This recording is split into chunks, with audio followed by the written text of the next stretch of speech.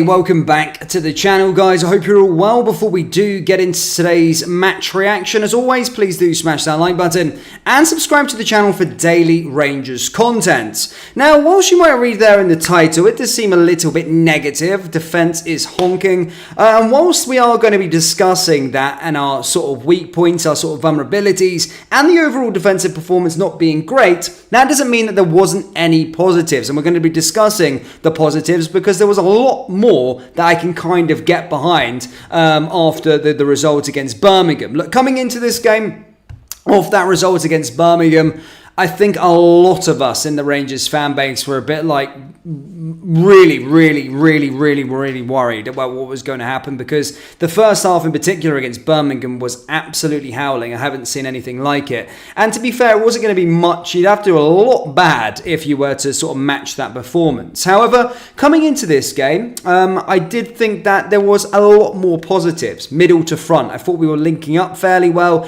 and in the middle of the park, the connection looked a lot better than what we've seen in the whole of pre-season. In the whole of pre-season, to be quite frank, we've never really seen much going what our sort of style of play was and all that sort of stuff. But I felt today, from middle to front, we looked a lot better, and there was a lot more positives. There were some great finishes, there was some great link-up play, and as I said, both the goal scorers, Tom Lawrence got 2 and Cyril Dessers got 2 as well. So speaking about the goal scorers, I thought Tom Lawrence had a fantastic game. I genuinely do. And I've always said with Tom Lawrence, since he's come to the football club, it's always been about if the boy can stay fit. Believe it or not, before he came to Rangers, actually, he had a pretty immaculate injury record. He wasn't injured that much, and since he joined Rangers, and in Rangers fashion, or in the Rangers treatment fashion, he started to pick up a ton of injuries. Has never really got himself going consistently. But as I said when we signed the player and he had that great start, he does have the quality and he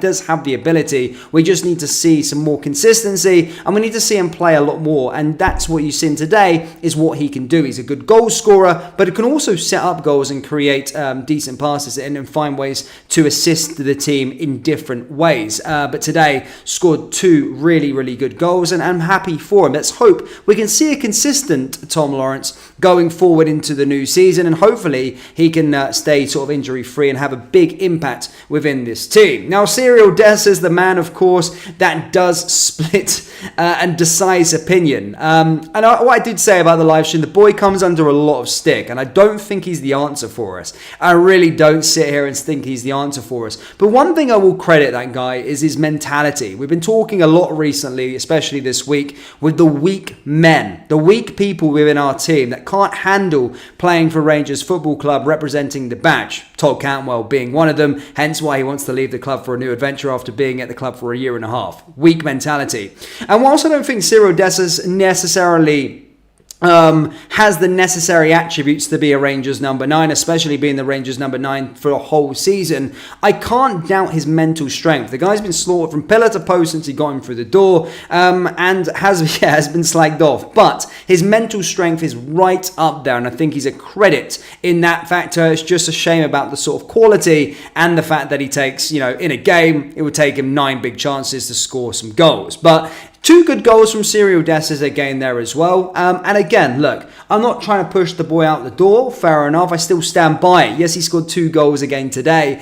But if there was VAR in play and all that sort of stuff, potentially, maybe they could look at it with the lines and all that sort of stuff, that maybe he may be offside. He does venture offside quite a lot, and he did score a lot of offsided goals last year. So take that with a pinch of salt. But Cyril Dessers, yeah, some good finishes today, and credit to him.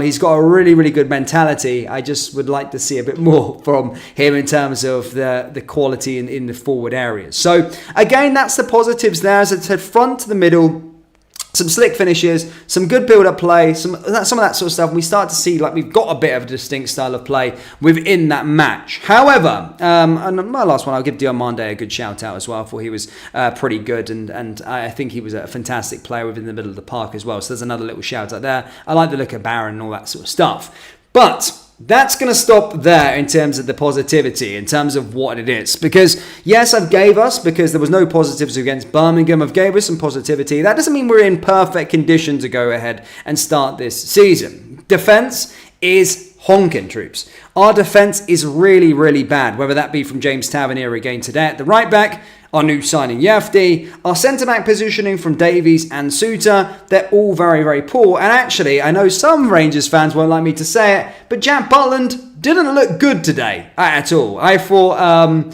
that was somebody else. He didn't look good today, Jack Butland. I didn't think he was good, and that may, irritate a lot of Rangers fans or rustle a few Rangers fans' feathers, because sometimes we feel like some players can't do wrong. And Jack Butland, whilst again he's been said that he can't make any mistakes and he can't do anything wrong, I don't think he played great today. I don't think he was good today at all. I thought he was very, very poor, Jack Butland. So again, he's not, he had a great season last year, but it's a new season, fresh slate for everybody.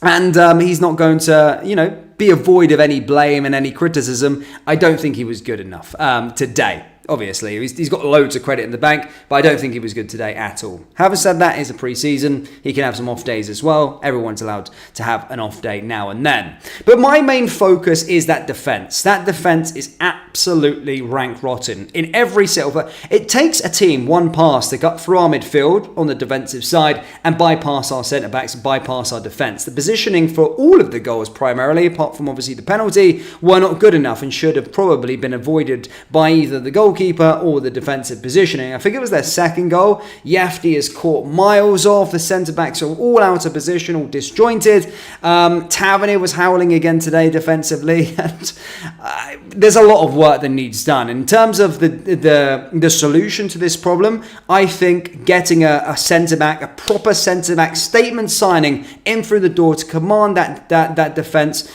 is of a priority. I said recently that we need a striker, midfielder, winger, and a centre-back. Just because Connor Goldson goes out the door, troops, that doesn't mean that we've got a defence ready to go to win Scottish Premiership or compete in the Champions League. Absolutely not. Yes, Connor Goldson going out the door is the right answer, but it doesn't mean the players that we've got are ready to stand in their position. I've said time and time again, I sometimes think Suter, you can't hang your hat on him, he goes missing. Davies, you can't hang your hat on him either. And you can't hang your hat on Leon Balogun to stay fit across 38 games across a league campaign, plus all the European matches. We need to make a statement signing in the centre-back position. And go out there and get somebody. And if I'm going to be going for somebody, have a look at David Avengruber, who currently plays out in the Austrian Bundesliga with Sturm Graz, 23 years old, rated at around 4 million euros. Yes, he will cost a little bit of money. Won the league title with Sturm Graz last season. In fact, won the domestic double. Centre back, 23 years old. Really, really good and interesting player. Take a little look at him. Thank Alan Austin for the shout out on him, putting me onto him. But looks like a really, really good and interesting signing. 4 million euros he could be available for. Won the League Cup and Cup double with Sturm Graz and was a mainstay within that team. 23 years old, sent to be available this summer. And that's probably somewhere we want to be going. An experienced centre-back for the here and now, but also, that has a ceiling, that wants to go on and achieve something higher within the game. I am all for. So that defence needs sorted. I'm still not satisfied with the right-back position once the centre-back situation is done. Tavernier can't be starting as a right-back for Glasgow Rangers, whether he leaves next season or not. And again, I know there's a divide in the Rangers fan base when it comes to Tavernier. Guys, I've been pro Tavernier for 9 years. I really have. He's been my favourite player. I've always stood by him. But age catches up with everyone, and we've seen in the last 2 pre-season games, he is not up to it anymore. His legs look like they've gone. He is not up to it anymore. We need to start planning for somebody else and looking at a new right back. Whether Dujon Sterling is going to be one of those options, yes, maybe that could be possibility. But we still need to bring in another right back into the area as well as strength and depth in that position. So there's a lot of work to be done in the defensive position. Still, there's a lot of work to be done across the whole park. But there is positives in the front and in the midfield. I thought Diomande was great. Tom Lawrence was great. And there's some more good bits of play between the midfield and the attack. But that defence needs sorted pronto. And whilst I do respect Hearts, I know they're not going to be making that many chances against us compared to Union Berlin. But Dynamo Kiev, these sorts of teams will expose us and cut through us like a hot knife through butter. And we need that defence to be sorted ASAP, genuinely, because it is absolutely stinking. But that's all we've got for you, Rangers fans. I'm going to take my voice away. I'm sure some of you guys listen to the live stream and are probably sick of hearing this guy all day. But I'll be back if there's any notable news a bit later on. But do let me know your final thoughts on the game today. Let me know your thoughts on the positives that you thought you seen from the match. Let me know your thoughts on the negatives from the match. And we were having a discussion on the live stream, and I want to settle the debate once and for all. What is the GOAT of Rangers kit sponsors? I'm not talking Castor and Adidas and stuff like that. I'm talking about sponsors that go on the shirt. Is it Carling? Is it Tennant? Is it McEwen's Lager? Is it NTL? Is it Unibet for some of you guys? Is it CR Smith? Let me know the GOAT of the Rangers shirt sponsors down there in the comment section below. Hit the like button, hit the subscribe button. We are the people, and I will see you all next time.